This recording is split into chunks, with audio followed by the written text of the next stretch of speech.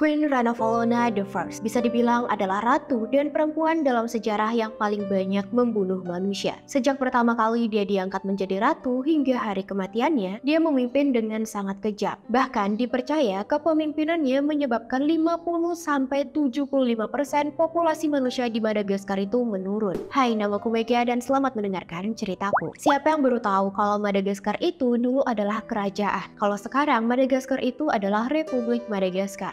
Mungkin banyak dari kalian yang sering mendengar Madagaskar dari kartun. Madagaskar adalah pulau yang ada di Samudra Hindia, tepatnya berlokasi di Afrika bagian timur. Madagaskar terkenal sebagai tempat flora dan fauna yang sangat beragam. Fun fact, Pulau Madagaskar sendiri adalah pulau terbesar keempat di dunia dan negara kepulauan terbesar kedua di dunia setelah Indonesia. Dan mereka pernah dipimpin oleh ratu yang amat sangat kejam. Ratunya ini juga sering mendapat julukan Bloody Mary versi Madagaskar. Queen Ranavalona lahir sekitar tahun 1778 dengan nama Ramavo. Ada dua versi cerita tentang kelahiran Ramavo. Pertama, dia terlahir dari keluarga biasa, gak ada keturunan atau darah bangsawannya. Versi lainnya bilang kalau Ramavo ini adalah anak dari pasangan bangsawan. Pada akhir abad ke-18, setelah bertahun-tahun mengalami perang saudara nih, suku-suku yang ada di Madagaskar akhirnya bersatu di bawah kerajaan Merina yang dipimpin Raja Andrian Nampoini Merina. Aku singkat aja jadi Raja Andrian. Nah, Raja Andrian ini dikenal sebagai raja yang bijaksana dan baik kepada rakyatnya. Selama 23 tahun kepemimpinan nih, Raja Andrian berhasil memperluas wilayah kekuasaan Merina, sehingga Merina sendiri menjadi kerajaan terbesar dan terkuat di Madagaskar saat itu. Suatu ketika, paman sang raja membuat rencana untuk membunuh sang raja. Namun, untung aja pembunuhan tersebut berhasil digagalkan, yakni berkat salah satu rakyat atau bawahannya Raja Andrian. Nah, sebagai bentuk terima kasih nih, Raja Andrian memberi hadiah, yaitu ia akan mengadopsi putri dari pria tersebut dan mempertunangkannya dengan anaknya sendiri, yaitu putra mahkota Radama. Dan tebak anak dari pria itu siapa? Yap, anak dari pria yang udah menyelamatkan Raja Andrian itu adalah Ramavo. Ramavo kemudian menjadi istri pertama dari 12 istri yang dimiliki Radama. Tentu aja ya, istri pertama itu posisinya lebih tinggi daripada istri-istri yang lainnya. Nah, Ramavo sendiri bukanlah istri yang diidamkan oleh Pangeran Radama, tapi ia tidak bisa berbuat banyak dengan keputusan ayahnya itu. Ketika Raja Andrian meninggal dunia di tahun 1810, Pangeran Radama naik tahta menjadi Raja Radama pertama. Ada sebuah tradisi di kerajaan Merina, di mana seseorang yang baru aja naik tahta itu harus mengeksekusi orang-orang yang berpotensi mengancam tahtanya. Dan ini juga dilakukan oleh Raja Radama. Tapi beberapa di antara orang yang dieksekusi tersebut ternyata adalah keluarganya Ramavo. Jadi Radama mengeksekusi keluarga istrinya sendiri. Tentu aja perbuatan ini bikin hubungan Ramada dengan Ramavo itu menjadi semakin dingin. Raja Radama pertama memerintah dengan cara yang lebih modern. Ia memberikan gagasan yang lebih terbuka. Salah satu membiarkan pengaruh asing masuk ke Madagaskar. Radama juga melakukan perjanjian dengan London Missionary Society atau LMS untuk mendirikan sekolah serta pendidikan militer. Radama juga terbuka terhadap pengetahuan Kristiani dan budaya Eropa. Dan Ramavo sangat tidak suka dengan kebijakan tersebut. Pemerintahan Raja Radama tidak berlangsung lama. Ia meninggal di usia muda, yaitu 35 tahun. Tepatnya karena sakit. Tapi meskipun dibilang sakit nih, banyak gosip yang bilang kalau dia itu sebenarnya diracun.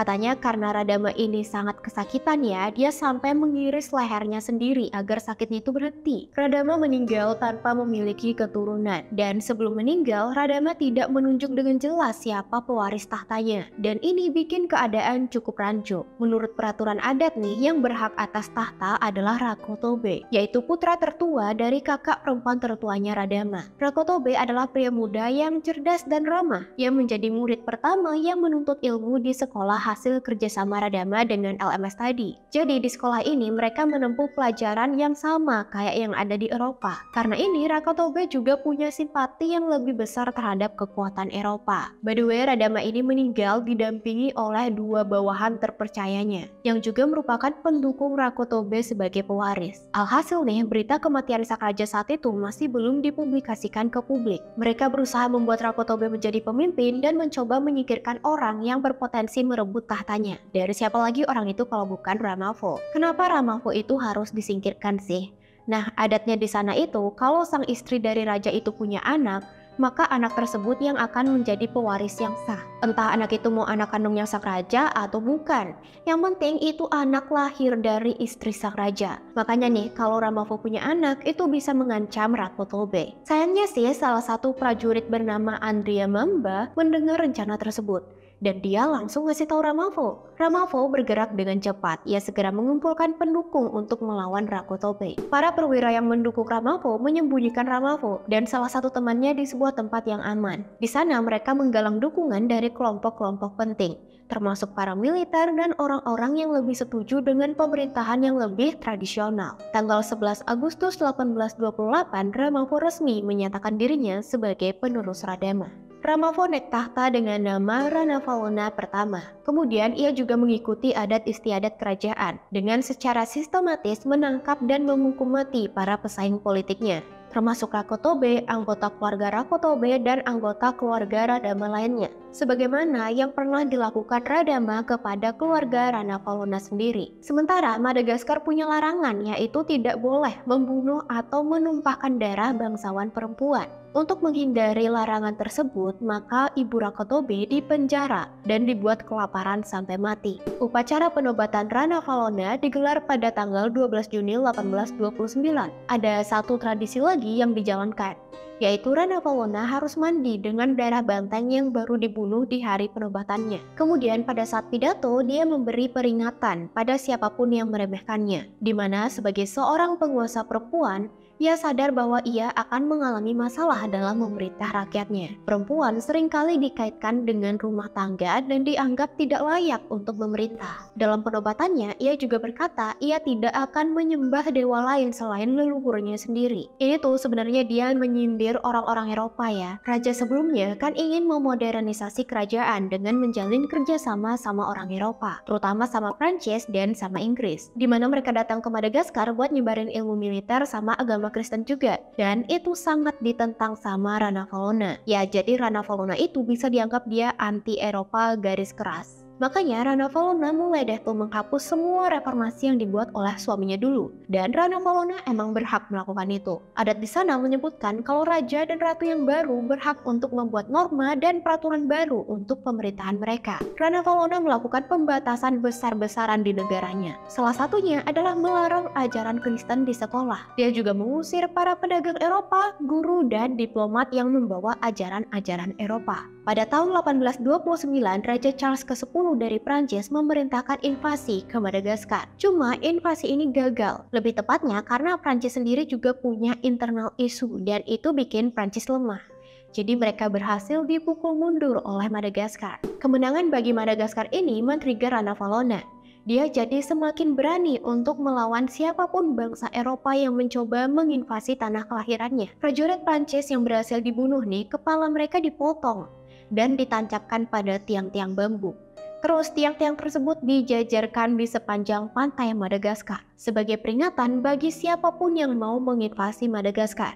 Maka mereka akan bernasib sama. Udah keluar ngasih peringatan, maka sang ratu beralih ke rakyatnya sendiri yang udah mulai terpengaruh Kristiani. Ia menggunakan metode hukuman yang keras bagi siapapun yang mempraktekkan ajaran Kristen di Madagaskar. Mereka akan dipukuli dan disiksa. Ratusan orang juga ditangkap dan dibuat kelaparan. Sang ratu menyatakan siapapun yang melanggar hukum kerajaannya akan dihukum mati. Salah satu metode eksekusi paling brutal yang dilakukan sang ratu adalah menggantung orang-orang di tepi tebing dan dibiarkan di sana kelaparan, kepanasan, dan kedinginan sampai meninggal. Bukan itu aja, ketika si pelanggar ini mendapat hukuman nih, maka keluarga si pelanggar ini dipaksa untuk menonton tindakan keji tersebut. Mereka akan melihat anggota keluarga mereka sendiri disiksa perlahan-lahan menderita sampai ajal menjemput. Pokoknya semua metode hukuman kejam yang ada di abad pertengahan dipraktekkan sama Ranavalona. Siapapun yang mencoba melakukan ajaran berbau Kristen nih udah pasti nggak bakal selamat. Tapi meskipun udah melakukan hal keji kayak gitu,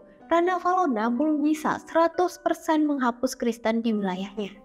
Karena masih ada orang-orang yang tetap kekeh sembunyi-sembunyi mempraktekkan kekristenan. Dan setelah kematiannya nanti juga, kekristenan itu masuk lagi dan malah makin banyak. Ranavalona juga mengambil alih kemiliteran nih. Sang ratu akan memberikan uang bagi setiap anggota militer yang melaporkan adanya pengkhianatan atau tindakan melanggar hukum. Anggota militer juga akan dibebaskan untuk menjarah harta dari orang-orang yang melakukan pelanggaran hukum tersebut. Meskipun Rana Valona tidak setuju dengan ajaran Kristiani nih, tapi dia tetap terbuka dengan kemajuan teknologi. Ya, dia juga pengen kerajaannya berkembang. Tahun 1835, dia mengirim surat ke misionaris Prancis. Di suratnya itu, dia bilang dia nggak menerima apapun yang berbau Kristen, tapi dia akan mengizinkan mereka untuk datang jika mereka punya pengetahuan dan keahlian dalam teknologi. Salah satu ahli teknologi dan petualang dari Prancis bernama Jean Laborde, kapalnya terdampar nih di Madagaskar. Alhasil, dia harus mengenalkan dirinya kepada sang ratu karena udah di wilayahnya sang ratu. Dan kayaknya Jean Laborde ini pinter ya mengambil hati sang ratu, karena dengan segera dia menjadi chief engineer di sana. Itu juga karena dia bilang dia tuh bisa membuat senjata dan bubuk mesiu untuk Madagaskar. Kemudian sebuah pabrik besar pun dibangun di sana dengan tenaga 20.000 budak pekerja. Pabrik ini memproduksi berbagai macam hal, mulai dari senjata sampai bahan bangunan. Kedekatan sang ratu dengan Jean Laborde ini memunculkan rumor bahwa mereka itu berkencan. Dan Jean disebut sebagai ayah dari anak Rana Valona, yaitu Rakoto. Sekarang industri di Madagaskar udah mulai maju.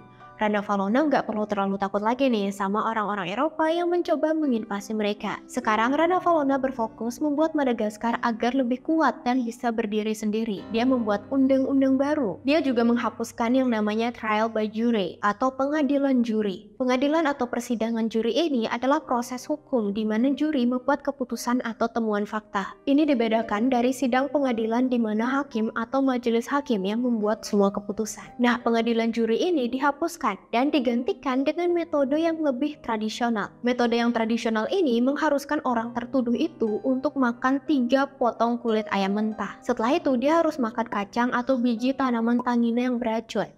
Nah, kalau misalnya orang tersebut berhasil memuntahkan 3 kulit ayam tadi, maka orang tersebut tidak bersalah. Tapi kalau kulit ayamnya itu nggak dimuntahin, maka dia bersalah dan akan dihukum. Entah itu hukumannya direbus pakai air mendidih, pakai minyak, atau bahkan bagian tubuhnya aja yang bisa dipotong.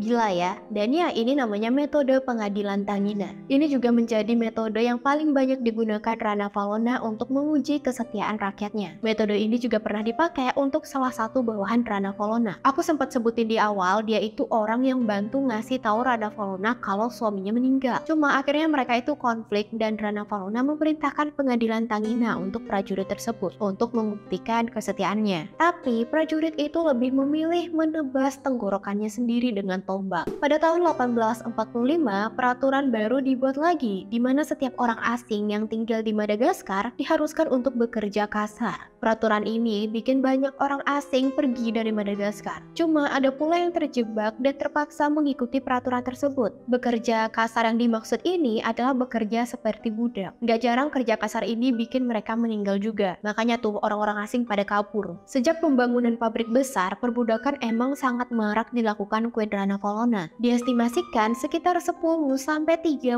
ribu budak bekerja sampai meninggal setiap tahunnya.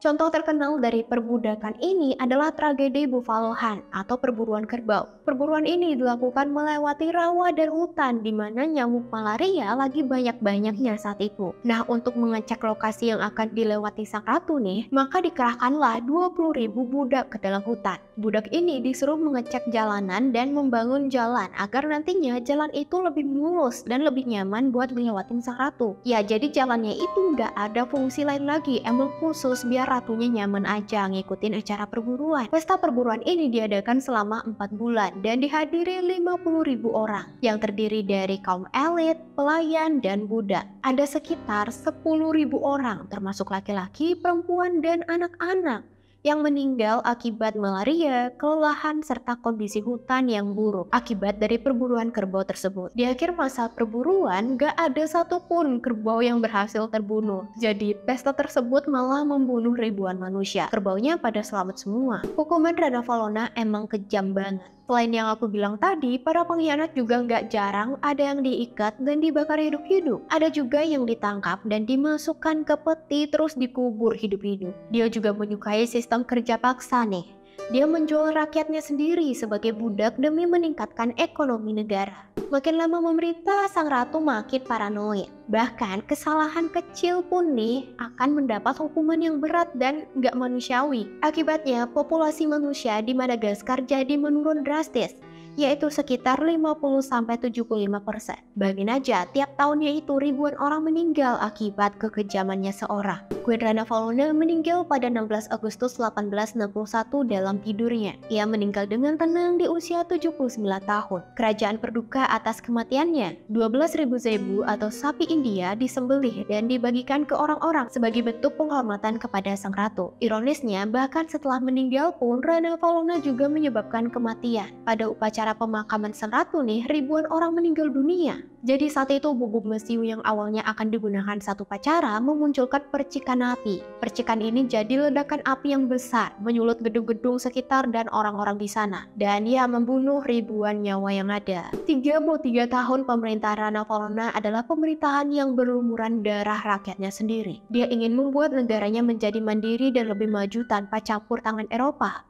Tapi semua peraturan yang dibuat malah membunuh ratusan ribu nyawa dan menurunkan populasi rakyatnya sendiri. Makanya sampai sekarang dia banyak dijuluki sebagai Mad Queen of Madagascar atau Bloody Mary of Madagascar. Thank you udah dengerin ceritaku dan jangan lupa di like, subscribe, dan komen di bawah gimana pendapat kalian tentang video kali ini. Bye-bye!